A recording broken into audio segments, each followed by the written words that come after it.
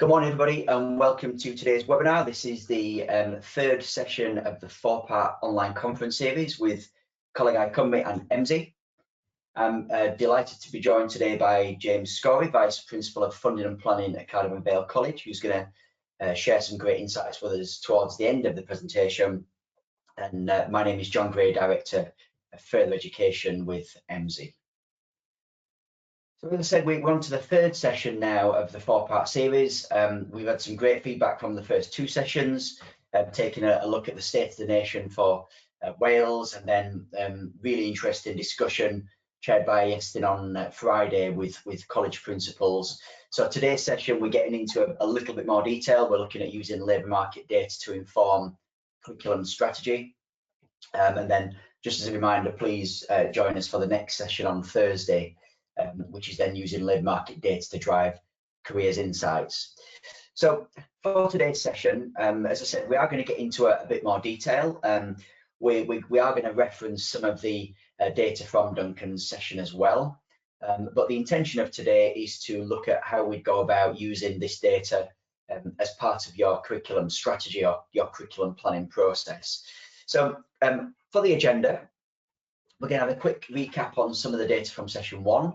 That was the state of the nation for Wales. So for those of you who've joined the last couple of sessions, apologies there for a little bit of duplication, but it is really important context for the remainder of the session. We're then going to work through using LMI to inform curriculum strategy, looking at some of the key reasons to use LMI, using LMI as part of your research strategy, and then some data examples for different regions. So just to point out, I'm going to look at different regions of Wales for that, so it's not going to flow exactly as it would if we're looking at curriculum planning, but I just wanted to kind of show that breadth and variety. And then, as I said, to finish off, we've got the case study from James covering his college at Cardiff and Vale. So just before we move on to the main session, if you have any questions at any point today, then please put them in the chat panel on the right hand side of your screen. We'll try to get to those at the end of the session. Hopefully we'll have a bit of time. We've allowed longer for today's session, and we'll have a bit of time for those questions. So please feel free to pop those in at any time. So before the storm, so for those of you who didn't see the session last week from Duncan, this is how Duncan referred to the Welsh economy before the COVID crisis. And as I said, what I just wanted to do now is just recap on some of those kind of key data points. Because it's really important context for us before we embark on curriculum planning to understand what the world looked like before the crisis. And we all hope that in many of our communities that we'll return to some kind of normality quite quickly. Whether that's the case or not, we'll live to see that, but nonetheless important to understand where we were. So first of all, looking at industry jobs in 2019. So on this chart here, we've got the industries represented by the green bars, and then the red dots show here the UK equivalent. So this is looking at data for Wales. So we can see there human health and social work activities right up at the top, wholesale and retail trade, manufacturing, accommodation, food services right up there, and then down at the bottom, mining and quarrying, and so on. So a couple of interesting points to pick out there. Obviously looking at things like human health and social work activities, bigger industries there than compared to UK equivalent, and certainly looking at manufacturing, quite a bit bigger there than that UK equivalent.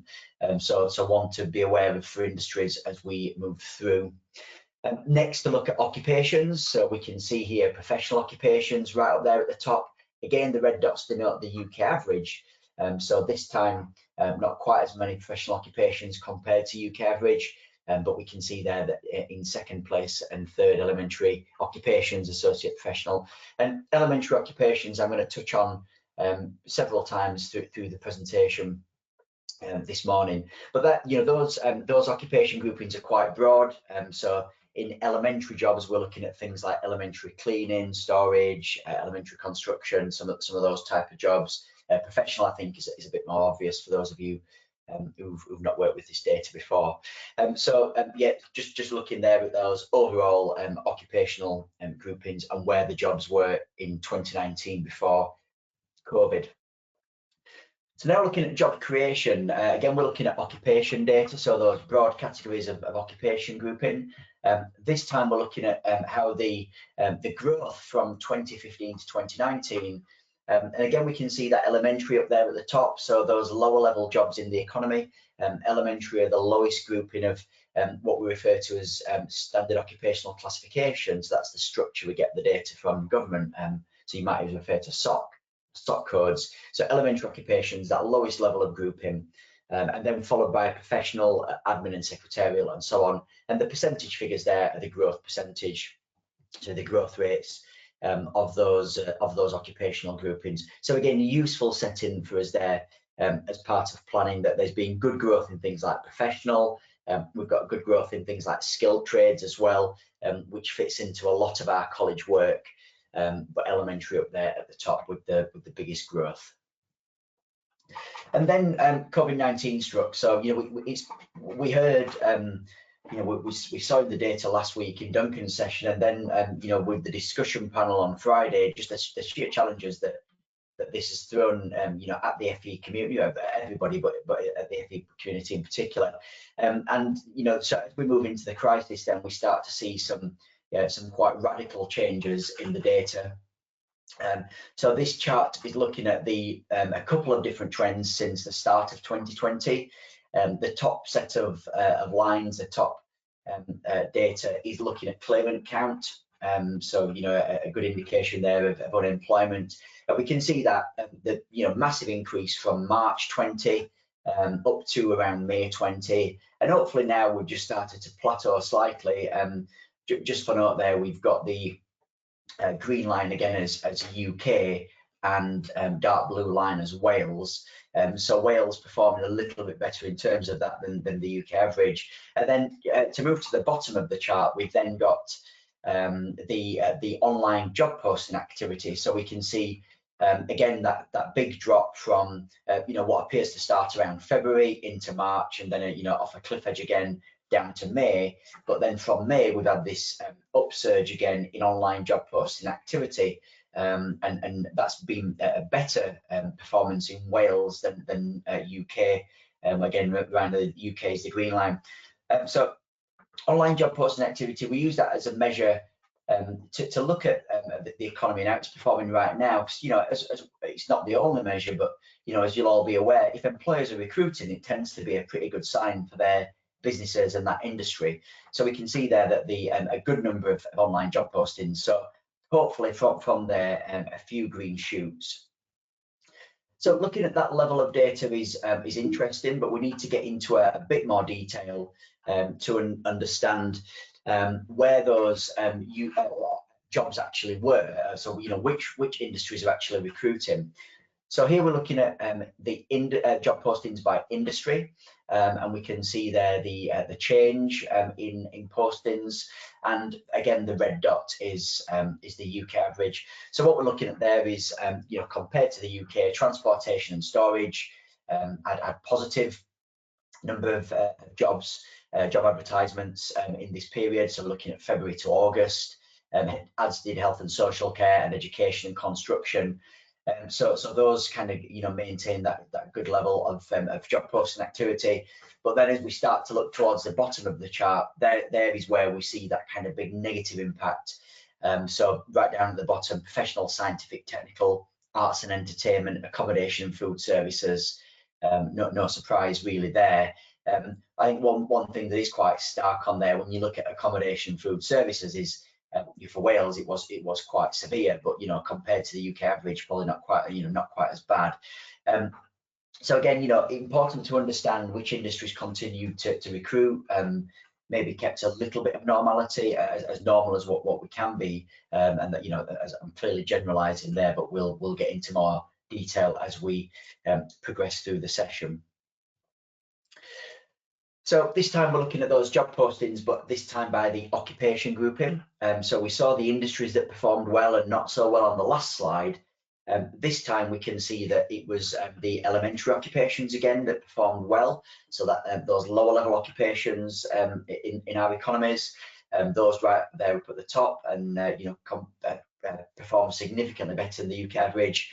And then we've got things like process and plan to gain quite low level occupations. And then caring and leisure, again, no surprise there, given that will be the kind of the prominence of the caring aspect of that occupational grouping, which is driving that growth.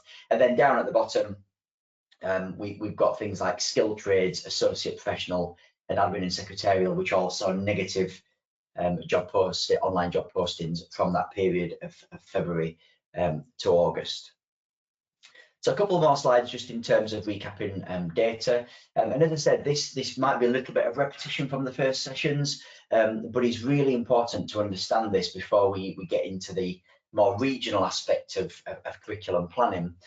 So next we're looking at skills. We change our focus from looking at industries and occupations to looking at skills. And here we've split the skills into these kind of 4 categories of high skill, middle skill, labour intensive, and service oriented. And what we can see there is we're looking at the skills have been selected for the largest swing in volume. So we can see, for example, nursing had an increase in volume, as we'd probably expect through this period. And in second place there on the high skill, mental health. We've seen that a lot come through as part of my role working with colleges across the UK. We've seen that skill, mental health, come through significantly in many regions. But again, so we've got those kind of high skills coming through, and then below that we've got the ones which had negative swings. So you've got there things like accounting and fundraising and so on. Now, one thing that I thought was interesting to kind of just mention on this, when we look at the middle skill, clearly on the other 3 categories there's some positive. On middle skill, it all tends to be decline in terms of demand for that skill. And again, we've got those kind of labour intensive skills, which we know we're in quite demand there. So particularly looking at things like warehousing and transportation, storage, and those kind of things within there. So a nice way to split that skills data. And finally, in terms of our recap then, is just looking at the occupations facing the highest disruption. So this is based on exposure to furlough, and we're looking at industries. So no great surprise there, right up at the top, restaurants, hairdressers, vet nurses, publicans, waiters, waitresses, bar staff. And again, really useful to kind of think this through, because if you are a college offering training which is going to support those types of industries, clearly there's going to be a significant impact of that as we plan for the next 12 months onwards. So certainly worth bearing that in mind as we work through. So that just covers some of the key data from pre and post COVID. As we always suggest as we start to curriculum plan, that we take that kind of national view first and see what we can learn from that before we kind of move into planning for our own areas. So as well as the recap from the first sessions, this is the kind of data I would look at anyway as we start to work through the planning process. One thing I wanted to touch on before we get into more localized data is something else which Duncan picked through on the first session, and I'm going to kind of return to it a couple of points through the presentation this morning, and that's about what normal is when we return. And one of the key themes that we're working a lot with now with colleges is the impact of technology. So we'll see this later on. We'll talk about automation. So in Emsi terms, when we're talking about automation, we are talking about technology and not just robots. People do seem to think it's just about robots sometimes, but we're talking about technology in its broadest setting. So we've got examples there, top left, mobile homes being modular construction being built off site and dropped in on site. McDonald's there in the middle, using digital for ordering processes and things like that. So we're talking about that exposure to technology. And what we do know from our work is that that technology has a significant risk to skill. And we tend to talk about this more about the tasks that people are completing rather than the actual jobs themselves. And what we've done here is just to show those kind of some of the tasks, the skills which are at high risk, middle risk, and low risk. And as we'll see there, the ones at high risk, we've got things like processing information, controlling machines, handling and moving objects. No surprise there that they're high risk.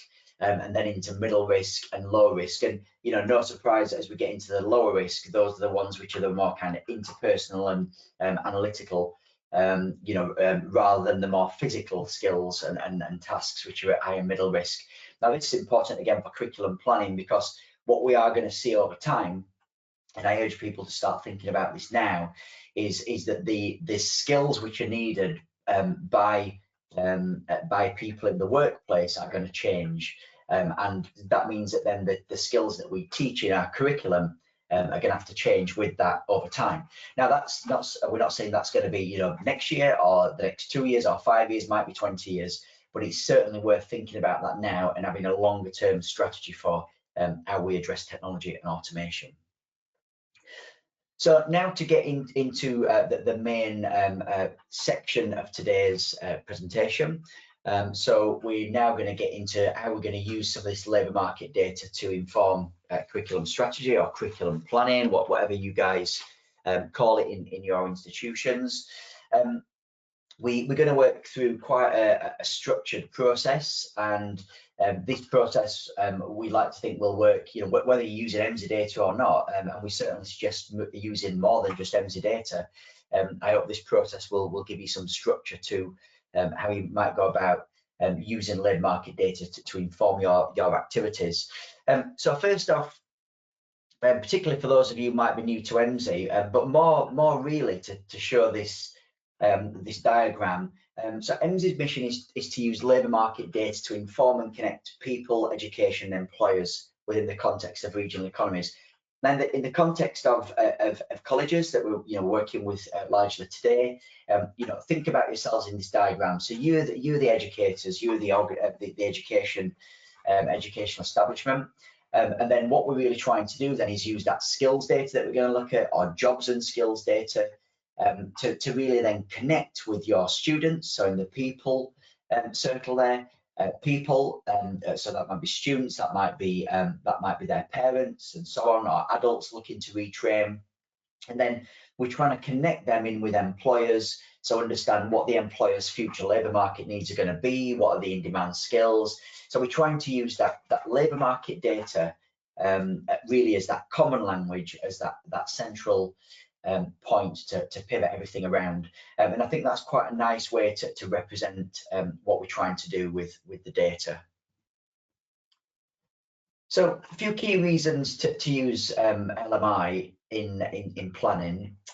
First thing, I've kind of used the terms interchangeably thus far. So we have LMI, labour market information. Some people refer to it as labour market data. It's one and the same thing, just a different way to describe that. So I'm sure you'll all be aware of these, but often when we get involved working with colleges, that sometimes they have kind of preconceived ideas about what they're trying to achieve with the data. So I think here is just a useful reminder. So really we're trying to use labour market data to ensure that the curriculum is aligned with local, regional and national needs. Now, we're going to look at examples in the data today at local and regional levels. We've already touched on some of those national trends. And again, what you'll see as we move into the data, we always recommend to look at those kind of three regions and see where the opportunities and threats may be along the way. So the opportunities could be new courses. It might be responding to high employment demand. So it could be putting on completely new courses. But sometimes it's just more about actually delivering a greater volume of a particular course. So you might already deliver a curriculum in a particular area, but when we look at the supply and demand, there's a lot more demand than what you're actually supplying. So sometimes it's about developing a marketing strategy to capitalise on that. We've also then got the other side of that coin, which is scaling back provision with poor labour market alignment, and something from experience which nobody likes to do. But ultimately more colleges now making that decision to scale back provision if there's poor labour market alignment. There's always that kind of challenge, and the flip side of that, which is student demand, and certainly student demand should certainly be considered as well. But the labour market alignment is something to be aware of. And what we're going to do in this session on Thursday is think about using this data for careers insight, and that's certainly where we'll start to pick up on that then. So how does the labour market look in the future? This really comes at the heart of the curriculum strategy. How are you developing curriculum to meet that labour market? Is there going to be growth? Is there going to be decline? What is our provision going to look like to reflect that? And then finally, but one of the most important points, and I hope that you'll kind of get this from watching the session today, is the ability to adapt course content so it's aligned with skills need. So we're going to look at some really rich skills data today, which comes from online job posting activities. And often years gone by, people would expect they're going to look at labour market data and they're going to see some big opportunity, a big industry that they've not seen come in or something like that. And certainly we do see things like that come through. But now you're going to be, more aware of that with inward investment and, what's happening in your local regions. But what we see from the job data is this kind of really rich skills data. And often, the eureka moment for people when they're looking at this is, actually, if I just change the skills that I teach in this course, my students are going to be much more prepared for the world of work. So I'll try and reference that again when we get to that type of data, but just remember that the changes don't have to be big. Small changes could have a really significant impact. So using LMI as part of your research strategy. So I use the term research strategy in quite a broad sense, and that it's kind of in the flow diagram there on that left hand side. Now, depending on the college, some people have a very formal approach to the research element, as I've called it there. They'll have a very formal approach to how they undertake these activities, how they record them, how they capture that in their business plan. But in essence, we're looking at the requirements from regulators, and we're adding the labour market information into that element. The LEP priorities there, clearly more of an English term than a Welsh term, but in terms of your regional skills priorities. And then the analysis of existing provision. You'll be getting feedback from employers and students. You'll be talking to each other about how your curriculum's aligned together. So regardless of how formal it is, I've no doubt that those conversations will be happening right now in colleges across Wales as you start to embark on planning. And from that base, then you're going to start to develop ideas and plans. You're going to think about maybe new courses, maybe, as we've said, modifying course content. You'll be identifying those kind of priority skills and so on, and then you're going to be getting feedback and developing business cases and implementing your curriculum plans. So what we're not saying is that you wouldn't use labour market data in these final three stages, but often, and I think the time of year that we're at now is this kind of more research phase of the process. Gathering all that labour market information and not just Emsi data on there, just to be clear. In terms of labour market information, it's not just about Emsi data, and clearly we have a lot of data to support that. But just talking to employers and students and getting that feedback is really important to do as part of this scene setting. So that's where we suggest the majority of the data is going to sit. And then a couple of really practical tips then as we get into the data is we always suggest to start by taking a broad look. Now this might be obvious, particularly if you've worked with data before, but what it's useful to do is start off looking at that national picture and then work your way to the more regional level and then into a very local level.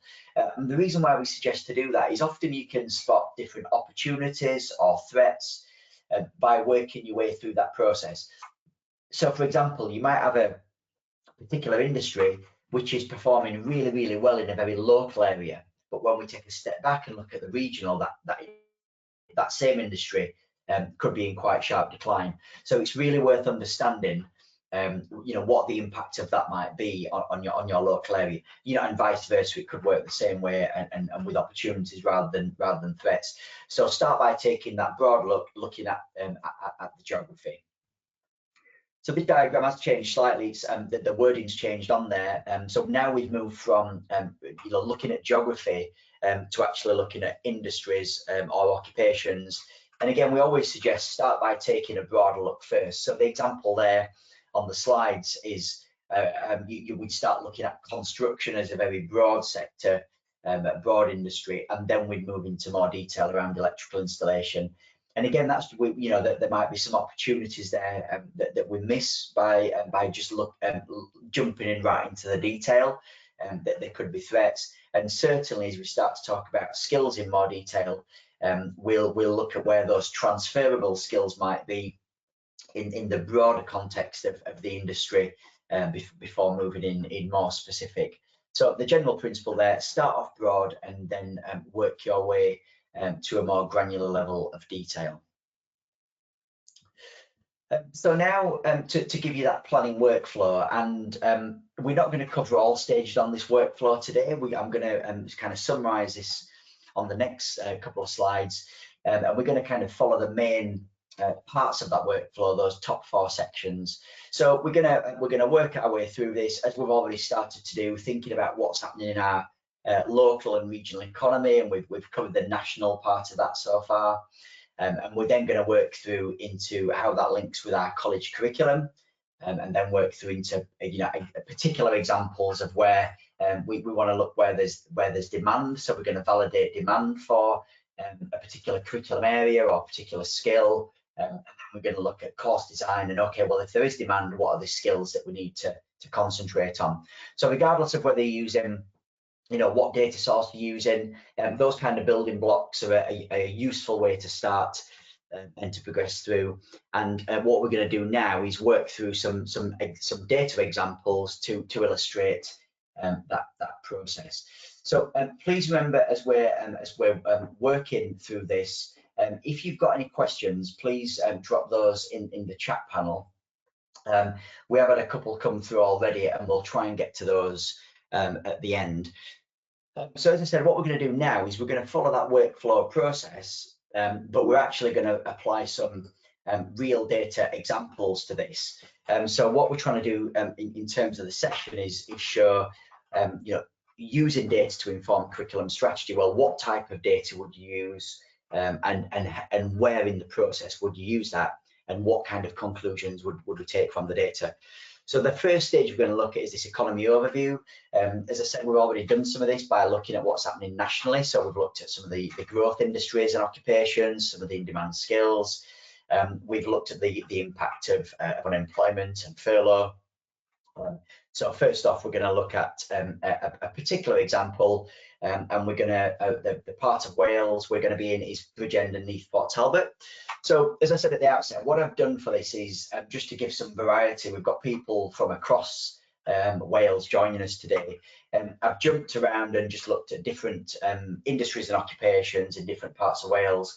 Clearly, if you were going to look at this for your particular college, then you would be just looking at one particular geography, and you'd probably have more of a focus on certain industries and occupations. But as I said, for variety, I've mixed it up a little bit today.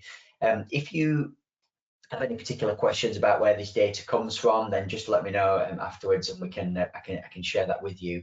So looking at Bridgend and Neath Port Talbot, so we've set the national scene. We then want to think about, okay, well, how does that translate into our region here of Bridgend and Neath Port Talbot? So first things we suggest to look at is understand about some of the more fundamental structure data sets within the area, so things like population, regional employment, average wages. So here we can see, starting from the left, in 2019, population of just under 285,000, and in terms of then the small print underneath that population had grown by over 3,000 in the last 5 years, and they've got a growth projection of nearly 3,000 again in the coming 5 years. So more people being added to the population in the short term. When we look at regional employment, then we've jobs grew by over 3,000 in the last 5 years, but the projection pre-COVID was for a growth of only around 1,500 over the next 5 years. Now I'm just going to kind of labour that point there for a second, that this projection is pre-COVID. So those of you who work with Emsi data a lot will be really used to our projections.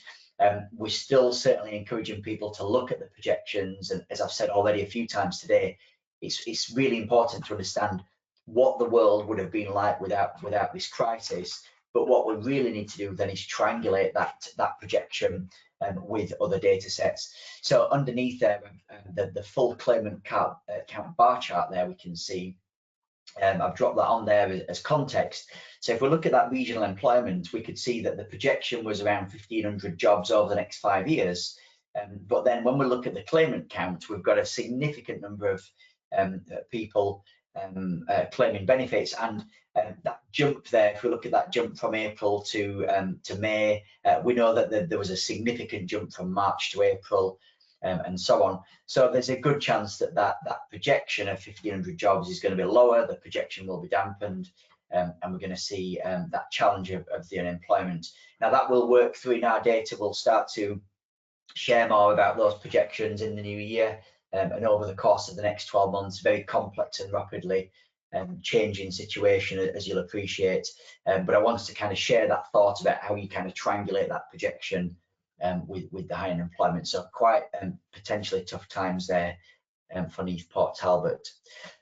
So more than about that kind of the demographic data, again, we suggest kind of putting that into this economy overview section. Understand about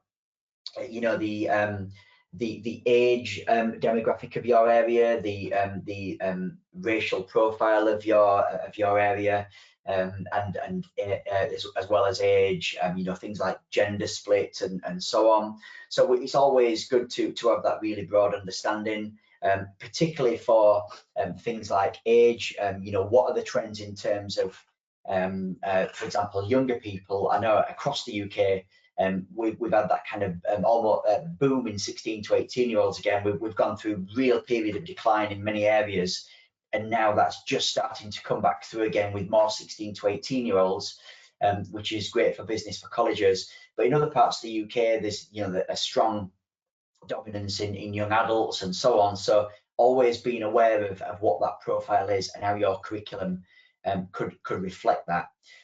We've then got some data below that looking at some proportions of millennials and retiring soon and racial diversity, and what we're doing there is just looking at that compared to UK average. So we can see there in Bridgend, Neath Port Talbot, lower proportion of millennials compared to the UK average, but a higher proportion of retiring soon.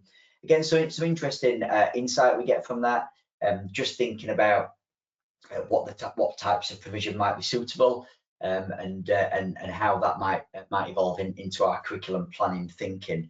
So as you can see, there's some quite general information to cover that demographic in the area. So digging into a bit more detail from the industry data that we looked at in the first part of the presentation, where we talked about the national data, we looked at the areas impacted by COVID and so on. What we're now doing within this economy overview section, remember we're just looking at that kind of small geographic area, is to understand more about that particular region and what works well in that area, and what is quite specialized perhaps. And this graph is looking just at that. So LQ is location quotient. So here we're looking at top industry LQ. Now LQ is a measure of concentration. So here we're looking at the concentration of industries in this Bridgend area. So I've put an arrow on there pointing at the axis where we specifying 1. So anything basically over 1, there is a higher concentration of that industry in Wales, or sorry, in this region, than there is compared to the national average. So here we can see manufacturing with an LQ of far greater than 1. So that's saying that there's a far higher concentration of manufacturing in Bridgend than there is against the UK average. And then similarly for public admin and defence, mining and quarrying, and so on. So we draw attention to those. We always suggest to understand what are your specialist industries, how are you supporting them through your curriculum strategy, because they tend to be things which are quite unique in an area, and warrant further consideration and support. So that's LQ as a reminder, location quotient, and that's looking at concentration. Then understanding more about the industries that have been growing. So this is looking at the last 5 years, which industries have been growing in my area. And so here we can see human health and social work activities, have grown well in this local area, as in accommodation and food services and manufacturing and so on. So again, just starting to triangulate some of these thoughts as we look at the data. We know that accommodation and food service have been really badly hit nationally because of the crisis. And there we can see in this area that was the second largest growth area over the last 5 years. So something that really needs to be considered as part of our curriculum strategy.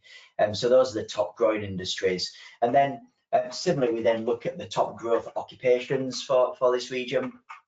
And again, we see this elementary occupation leading the way. So the biggest number of job growth has been in that elementary category. And then in beneath that, caring and leisure and professional and so on. Remember that top left-hand chart is looking at the last 5 years. So the biggest growth in those elementary occupations.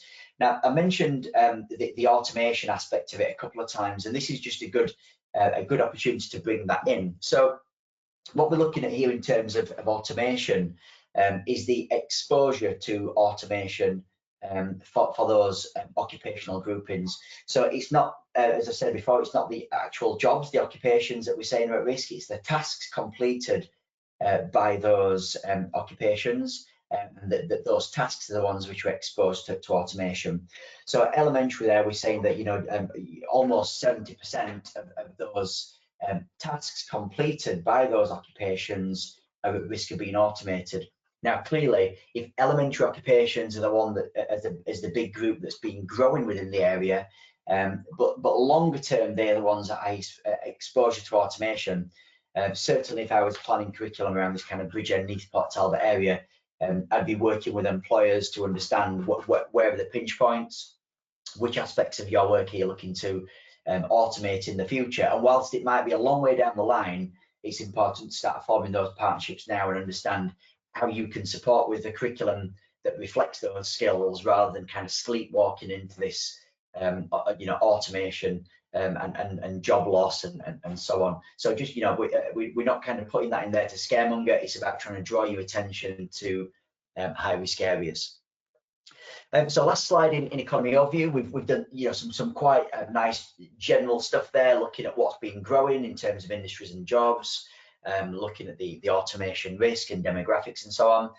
Now we just turn our attention to skills. So this comes from Emsi's job posting data. So we scrape thousands of job boards and online advertising sites across the UK, and then analyze that data to show you the things like the in-demand skills. So here we can see for Bridgend, Neath-Port Talbot, the top hard skills mentioned in job postings, some significant volumes here. And this is not split by any particular industry or occupation, it's just looking at the top mentioned skills. So we can see there we've got auditing, nursing, warehousing, mental health. We saw earlier on in the presentation, and that's certainly on the increase in many areas. And just looking at that and thinking about the crisis that we've gone through, we've got nursing, mental health, personal care, learning disabilities, PP even maybe coming into that. So probably quite heavily swayed by the crisis, and warehousing as well potentially. So that's looking at the top 10 skills over the past couple of years, and we're going to get into that in much more detail shortly. So that's economy overview. So we've gone through that general, what's happening in our local regional economy, what are the general points to consider. Now, often a question that I get asked is, well, so for example, if you're the head of construction sat on a call today for Bridgend, and you've not seen construction mentioned anywhere in there, is that really relevant to me? And my answer is absolutely yes, because whilst it might not be relevant to your particular curriculum area, it's really useful to understand what's happening in the broader region. Are there any opportunities that you can maybe capitalize on based on that? Even if it's just those kind of common skills, and how you can look at those kind of common employability skills for your students, but there's definitely insight to glean from there. So this section is a little bit quicker, just a quick example to look at then how you might consider looking at your curriculum overview then, and how you consider how your curriculum actually links with with the labour market. Now, this can be quite challenging to do. What I've got here as an example is using one of our data sets, one of our tools to give this analysis, and you'll have different mechanisms maybe for completing this in your organisations. So as an example, what I've got here is a 20-mile radius of Coleg Cambria. The completions data is dummy data. I must stress that it's not the college's actual data. In terms of the annual openings and so on, from that column onwards to the right, that is actual, real labour market data, but the completions is dummy data for the purpose of the demo. So what we're showing here is, and again, it's just getting you to think about how does your curriculum fit into the labour market. So what we're showing here in terms of completions or achievements, you might call them in your college. So what we've done here is mapped the completions. So we're saying for health and social care, in the last academic year, we had 683 people complete health and social care courses. But actually in this area of Wales, there's 1,400 annual job openings. So what we're saying there in very simple terms in supply and demand, we could actually train more students to fill those jobs. Now, it's not an exact science. Just because somebody completes a course doesn't mean to say that that they're going to be suitable for one of those openings, but we're just trying to show and get you thinking about where those opportunities might be. So certainly we could be looking at putting more people into that aspect of the labour market. It actually works the other way as well, though, and if we just looked at the next line down, then counselling and psychology, the dummy data shows that we had 150 achievements in that year, but actually there's only 169 annual openings in the region. So we're getting very close to kind of oversupplying that area. Now, again, this is just looking at the college data. There's other people in the labour market, not just people coming out of the college. So you've got all that to factor in as well. But as I said, it's just worth really headline thinking, are we putting enough people into the labour market, or are we putting too many? So a nice way to look at that completion. So just as a reminder to go through there, so completions in that column with the green arrow, then looking at the annual openings, and then looking at the variance to see whether there's a positive or a negative variance. As I said, it doesn't have to be a necessarily negative variance for oversupply, but you can see there on that counsellor and psychology line, bearing in mind that there's other people coming into the labour market from other areas of the economy, you would consider that we potentially could be oversupplied there. Yeah, but as I said, just using dummy data, but nonetheless, really important exercise to do to understand it's good to just look at the data and say, okay, we need more engineers or more health and social care students, but how do you know that, and how do you then translate that into your actual planning activity? So moving on to our next stage, we've gone through economy overview into then understanding how that fits in with our curriculum. Now what we want to do is dig into another level of detail and look at course validation or curriculum validation, whatever you want to call it in your area. Basically what we're doing is we're looking at demand. Is there a demand within the labour market for my curriculum area or my course, whichever you want to look at? And for this, we're going to now switch locations to Cardiff and Vale. We're going to look at engineering in occupations in Cardiff and Vale of Glamorgan, so swapping from North Wales to more southern Wales. And this is looking at a group of engineering occupations, so quite broad. Remember, we always start off by taking that more general look at the industry first, or the occupational grouping. Remember, we're looking at demand here. So what we want to try and understand is for our particular curriculum area. So in this example, let's say we're looking at engineering, so we're the head of engineering in Cardiff and Vale of Glamorgan. And what we want to understand is there a demand for engineering now and in the future? So we can see in 2019, starting from the left of the diagram there, just over 8,000 jobs in 2019, which is a good number of jobs. But that was 7% below the national average. So a good number of jobs, but below the national. We can then see using our projections that, and again, remember this projection is pre-COVID, that there's a growth there of 4.1% out to 2028. And that's actually now faster than the national growth rate of 2.7%. So a good projection there, strong demand in terms of numbers in 2019, a good projection. Now that will very likely be dampened because of COVID, but we can triangulate that with some of the data on the next slides, and then we've got average wage data there as well. So next, then we've understood that headline growth, but what we really need to do then is get into another level of detail, because as I often say on these sessions, knowing that there's going to be growth in engineering jobs is interesting, but it's not useful because engineering is such a broad categorization of industry or group of occupations. So what we really want to do then is start to think in much more granular level of detail about, well, which of the occupations are going to grow and which might be in decline, and how do we support them.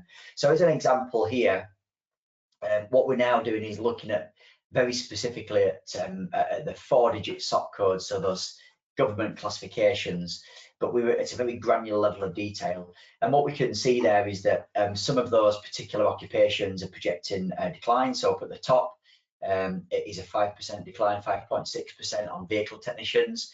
Now that's still quite a heavy number of jobs in 2019. So that percentage change might be a relatively small number of jobs, but nonetheless important to see that that decline. And then when we get down kind of halfway down there, we've got civil engineers, which have got a good growth, a 10.46 growth projection, and down at the bottom there, electrical engineers and design development engineers with strong growth as well. So again, really understanding in this kind of demand aspect, yes, whilst there's growth in overall engineering, which are the particular occupational groups which are going to see that growth, and which may be going to decline. And the important question there is, does our curriculum reflect that? Are we developing a curriculum which is going to support that growth in skills and training? So really good to get down at that next level. So that's looking at the growth in occupations. What I think it's always worth doing then is understanding which industries are those occupations working in.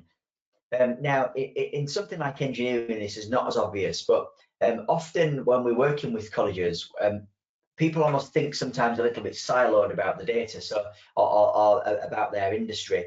So, for example, if you think about computing as an industry, you'll think, well, that's just going to be programmers, software developers, and so on. But actually, there's a lot of business development and accounting and marketing occupations that also sit in that industry as well. Similarly, what it's worth doing then is just looking at, so from those occupations, which are the industries that are employing those occupations. And we can see here that so this is looking at SIC 2, so Standard Industrial Classification 2, so quite a broad categorization.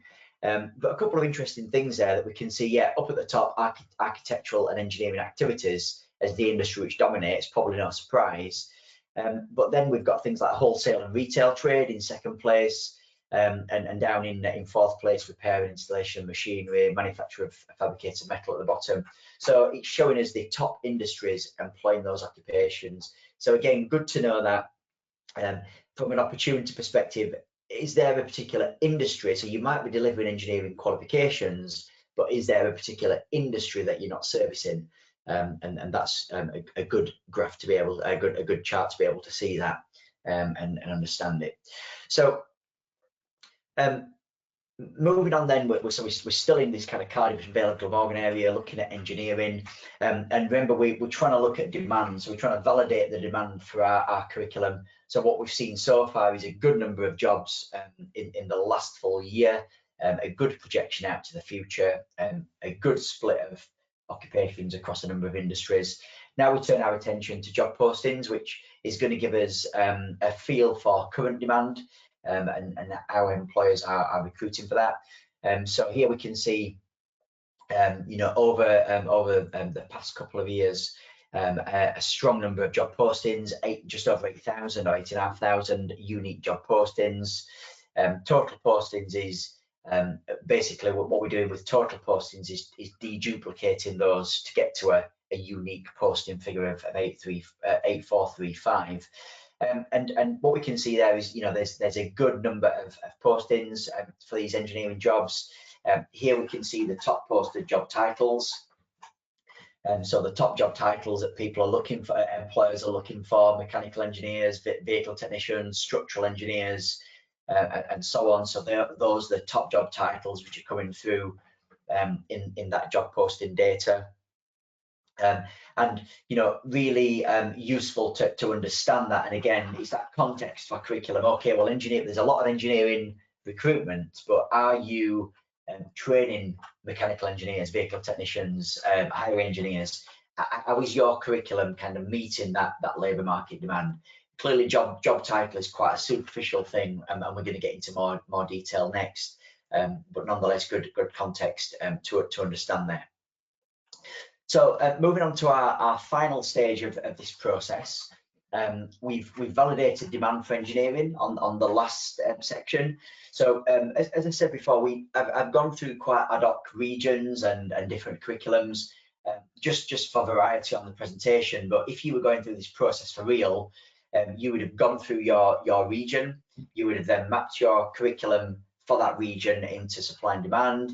You would have then looked at demand for a particular group of curriculum or your curriculum. So if you're head of health and social care or head of computing, you'd have looked at demand for that.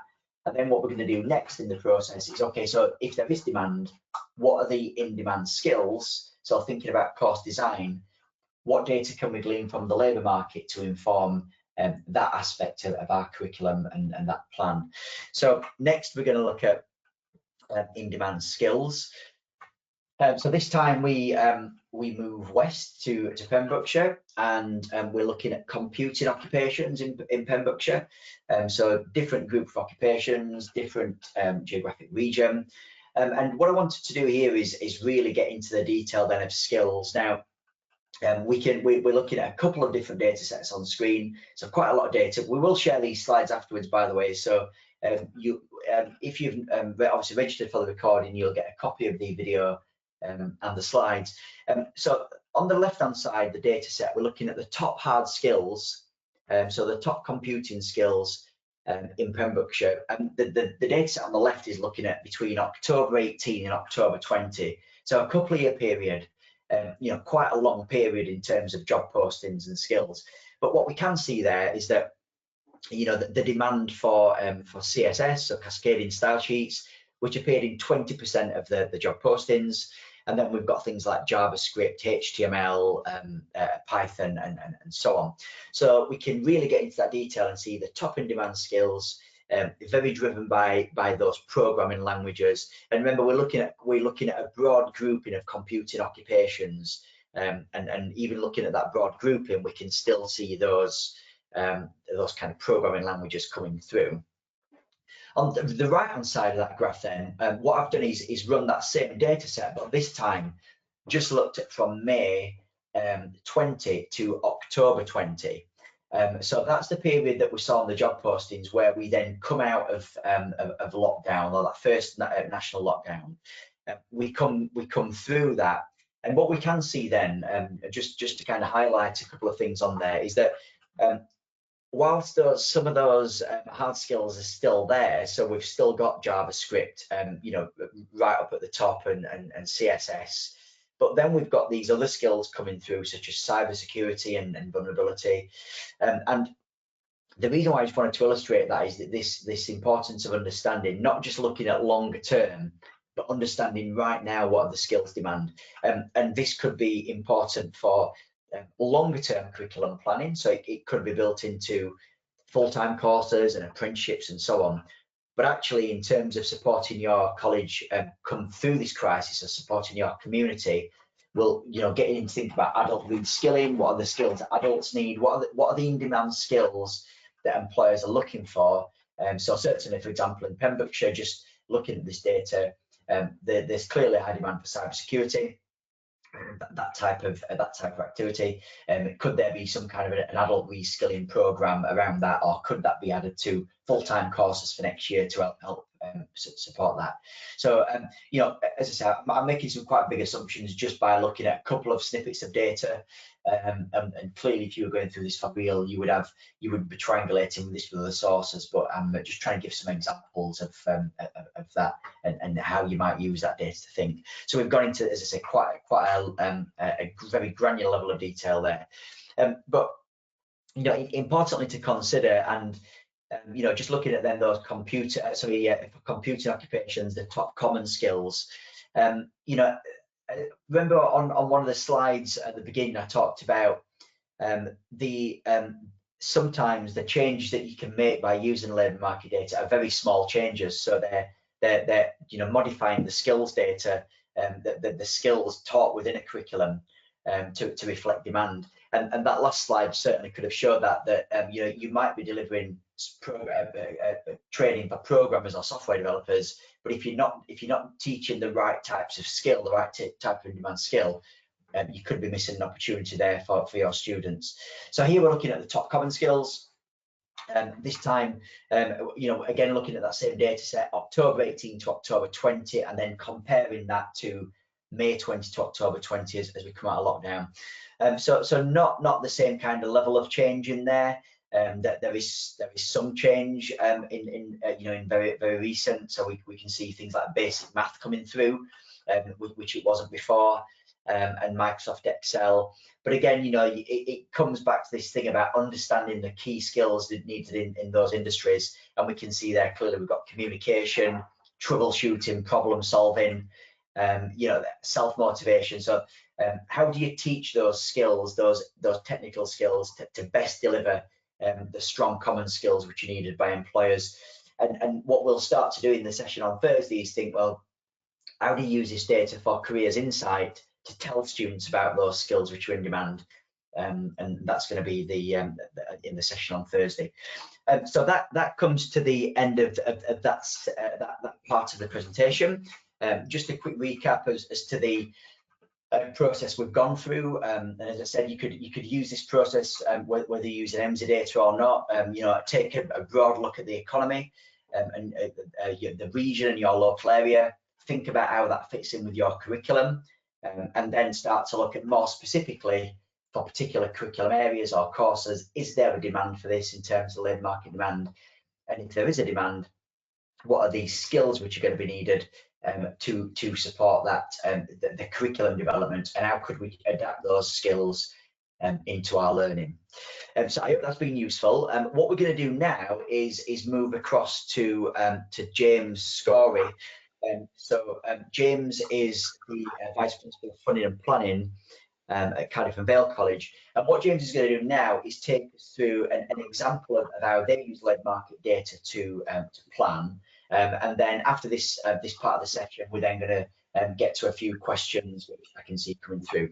So good morning, James. I'm just going to hand over to you, and hopefully everybody will enjoy this part of the session. Good morning, John. Thank you for the introduction, and good morning everybody who's on the call today. Thank you to obviously Emsi and ColegauCymru for the opportunity to present at this session today, and hope that it does provide some sort of insight and context really on what we do at Cardiff and Vale College, and how we've obviously worked with Emsi now over probably the last 6 years or so. And our sort of perspective, I suppose, on how we use labour market intelligence to inform our curriculum planning. We very much view LMI as being a sort of key part of the decision-making process really at CAVC. Although, as John has rightly pointed out throughout his sort of slide deck earlier, that you know the data aspect to it is only one part of the equation, and what I'm going to do in the next sort of 10-15 minutes is give a run through really of obviously some of the wider complexity which is at play when it comes to curriculum planning. So on the next slide, what you'll see is we've got a sort of our purpose statement. I don't know if John can click on to the next slide there. which is to capture and distill labour market intelligence, which helps to inform our curriculum planning and employer-led skills development. Our approach really is about how we sort of very much maximise the opportunities and life chances for our learners. The ambition is to maximise our social and economic impact, and how we do that is by ensuring we've got provision which obviously supports our communities, supports the young people which we engage with, and obviously support wider sort of upskilling and reskilling really across the sort of across the region and beyond. What we need to acknowledge there is that there is this complexity in the background, and an analogy that I quite like, which I picked up on recently, is the concept of working in a VUCA world. And what you can see on the next slide there is the sort of key drivers of change which are at play. They're very much a macro sort of perspective here, but it's illustrative of that VUCA world that we're now operating in, particularly with the advances of this sort of fourth industrial digital revolution and the sort of pressures that's placing on the UK and even the global skills system, but particularly the vocational sector. So what you can see there is, and in terms of the acronym VUCA, is volatile, uncertain, complex and ambiguous. And I suppose the testament to the use of that acronym really here is that this slide was I originally pulled this slide together back November 2019. And obviously there's absolutely zero mention of a global pandemic on this slide, which is testament really to to how things can change so quickly. But it does provide that context to what we're dealing with, particularly within FE colleges, in terms of a wide variety of sort of drivers which are influencing us at a macro level, and obviously we need to have that in mind as part of that wider sort of triangulation of data, which helps to inform our curriculum planning. And the next slide then gives a bit of a regional context to the Cardiff capital region, obviously where CAVC is based. And again, at a high level, you can see that when we look at sort of supply and demand within the region, we've got a lot of factors there that we need to consider. And obviously we've got there's 5 FE colleges, 3 universities. All of those influence the supply of talent and skills into the local labour market. But we also need to be mindful that the region isn't it's not insulated in any way. There is this outflow and inflow of talent into the region, so the skills base of the region obviously does change. And like most of the regions in Wales, we've got this ageing profile, so the pressure on the talent pipeline, which is coming through from colleges in particular, is obviously significant in terms of how we support our employers and maximise opportunities for young people. And skills gaps and shortages continue to be at the fore in terms of most sort of employer surveys or data which is put out by the Regional Skills Partnership do articulate those high level challenges which we need to capture and address, whilst continuing to move towards that sort of higher level skills base, but ensuring we don't deprive young people of the opportunities of significant jobs which are available at some of the sort of lower lower levels, and obviously the importance of the sort of human foundational economy has really come to the fore over the last sort of 9 months, and people in those jobs are absolutely critical, both in terms of a source of employment, but also in terms of ensuring that the health and well-being of our communities is also catered for. The next slide gives a quick sort of insight in terms of the some of the sort of the regional priority sectors that we've got within the Cardiff capital region. And we very much pride our sort of curriculum planning response in terms of making sure that we are in a position to meet the needs of all of these sectors. And we work hard both in terms of scrutinising data and working directly with employers through either direct one-to-one engagement or through our sort of employer advisory boards, which we have across most of the priority sectors, to really try and capture and distill some of this LMI and make sure that we are responding to the needs which they've identified, both in terms of the immediate needs in terms of any upskilling or reskilling required within their workforce, but then also importantly in terms of that talent pipeline, which we really do need to provide to all of these sectors. And obviously there's a lag, with these, where you've got people, young people coming in through the sort of FE door at the age of 16. When we're curriculum planning, some of these will take a few years to progress into employment.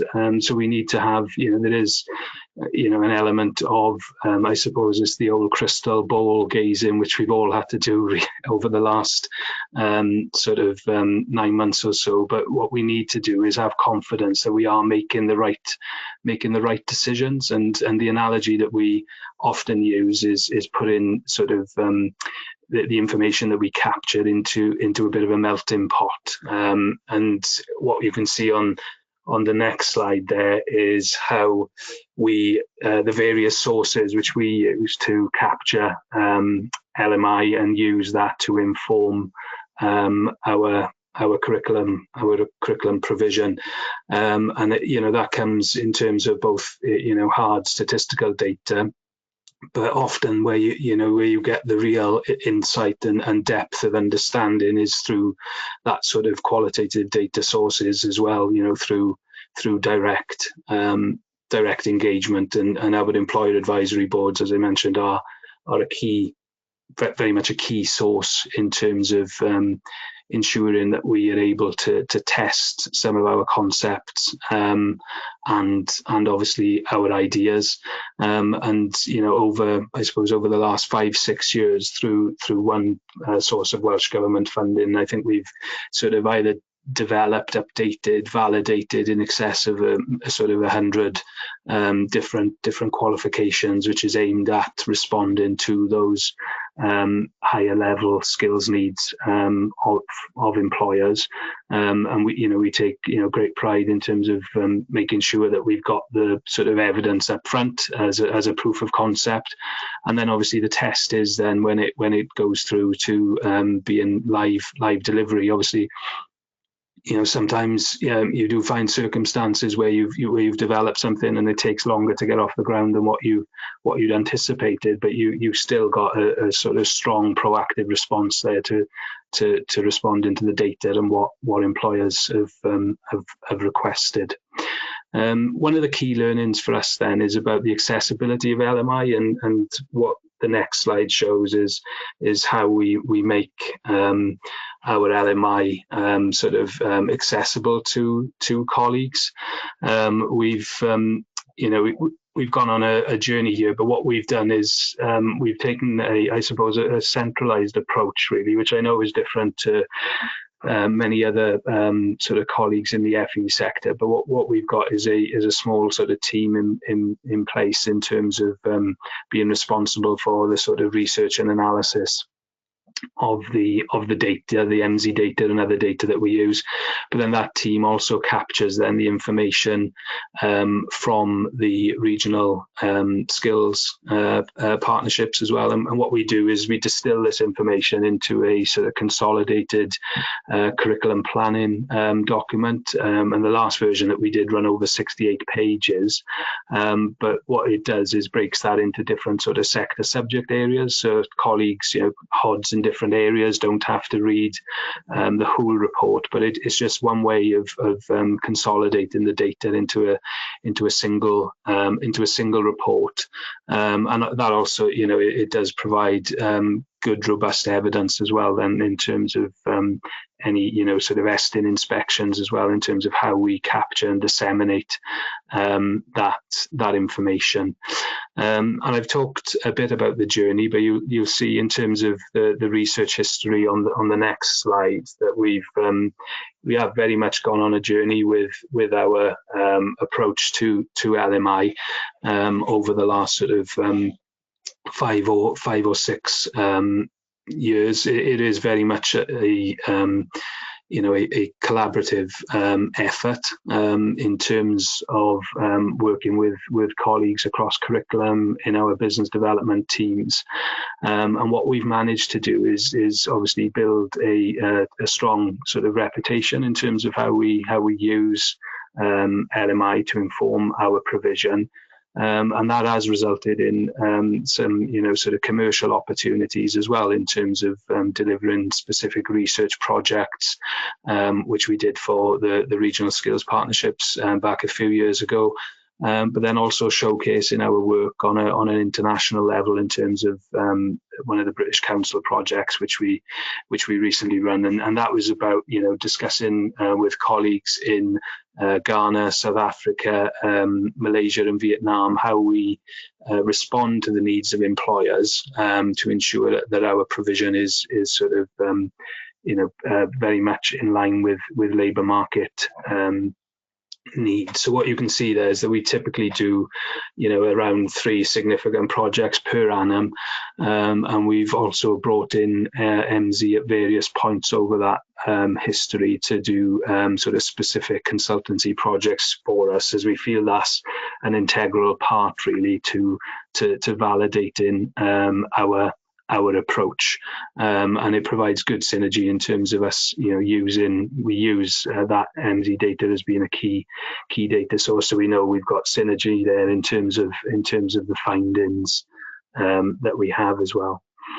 And the next slide sort of tries to sum up the challenge, I suppose, in terms of what we're facing within the FE sector, and what we're all trying to do is find that, I suppose, that market equilibrium really in terms of demand and supply. But as I've discussed, we've got big challenges there, and there's a complex landscape. But what that does is provides a real unique opportunity for FE to take centre stage really in terms of responding to the skills needs of the region, and ensuring our young people have the best opportunity, and we support our adults as well in terms of those skills requirements. But what we're trying to do constantly is shape and influence the learner demand side of things, and as we know, in terms of that full-time provision, the sort of parent and guardian influence there is key. So we certainly try to do that in terms of our sort of collateral that we put out for full-time provision. We just include little sort of snippets in terms of LMI insights in terms of different jobs and occupations that are available, which are associated with those subjects, and what the vacancies look like, what the earning potential looks like, to hopefully stimulate interest in some of these areas which do seem alien to a young person who's been in school and hasn't had a great exposure, if you like, to that vocational aspect. We then obviously have the employer demand and the sort of how we respond to the needs of Welsh Government and the regional skills partnership, which obviously plays a key role in terms of influencing this agenda, and we work closely with both to ensure that our provision does meet that need. And then we've got the challenge, of course, then in terms of how we supply that provision, and we've invested a significant amount in staff development and also in acquiring additional staff resource to be able to put on provision in these new areas. And the final slide then just provides a summary really of what I'd mentioned in terms of how we measure impact. And we recently did a study which aimed to quantify that purpose really in terms of how we maximise our social and economic impact. And you could see there that we've had a substantial impact in terms of that economic and social aspect. So that's validated external research which has been done by Emsi, and then we've also got our own internal impact analysis there in terms of how we support that agenda and progress learners on to higher education and ensure that we have more provision at level 3 and above. And then in summary then on the final slide, what we always seek is validation of that approach, and it's always obviously fantastic to have Estin to be able to recognise and draw on that in terms of recognising how we use LMI to inform our provision and how we support the creation of obviously skilled and employable learners. So apologies, John, I think I've gone a couple of minutes over there, but there's a quick run through of how we approach things at CAVC. No problem at all, James. Thanks so much for that. I think it's been really interesting, and I'm not surprised by the robust process that you follow, because obviously we've worked before, but I think it's good for others to see that kind of robust approach to not just using labour market data. As we've said, labour market data is one part of it, but your approach is fascinating to work through. I think in particular the thing that I like, that one of the things that you mentioned there is around those advisory boards, and how you can get that kind of really rich data coming through by talking to employers and maybe bringing in the data, some of those aspects. But thank you ever so much for that, James, and hopefully there'll be some questions from the audience as well for James as we move into just last few minutes of the session to pick up questions. So I'm just going to work through a few of these now. So we've had a few questions come through, and I'll just try and pick some of these off. If you have got a question, please add it quite quickly before we finish off the session. So first question is, where can we access the slides? So we'll send them out with the video recording, so you'll be able to see that then. Question about the completions data. So does completions data account for FE and or HE completions? So how we work with the completions data is we upload whichever data you like. So we can upload FE and HE, and we certainly have colleges who do both that. So that's something that we can accommodate. Next couple of things that are more general points, I think, than questions. But I'm going to kind of read them out anyway, because I think they're both really appropriate for the session that we've had today. So if we're projecting skills demand for 5 years in advance, are we working closely enough with our Welsh universities to ensure that we not only prepare learners for level 1, 2 and 3 jobs, but have progression routes into local HE to ensure that we can train level 4, 5 and 6 to retain the workforce to fill the occupation demand? So I think that's a really interesting point there, and maybe one, James, if we don't mind coming back to that one in a second. So that kind of link through our colleges train level 1, 2 and 3, and then work with universities for that progression. Be interested just to get a final thought from you on that, James, if you're still with us on the call. And then the final point was about the final question that's come through was about breaking down the skills detail. So I looked at the skills detail at an occupational grouping, and the question was, can we break that down to a specific occupation? Yes, we can. So we could look at in that we looked at those computing occupations, we could look at a programmer, or we could look at an IT technician, and we could see that skills demand. So thanks for those questions. So James, if you're still around, I just wondered what your thoughts are to that one around the progression to HE. Is that something that you do at the college? Yeah, definitely. We pride ourselves really on ensuring we've got provision which spans from, you know, sort of pre-entry through to well, some of the provision actually is level 7.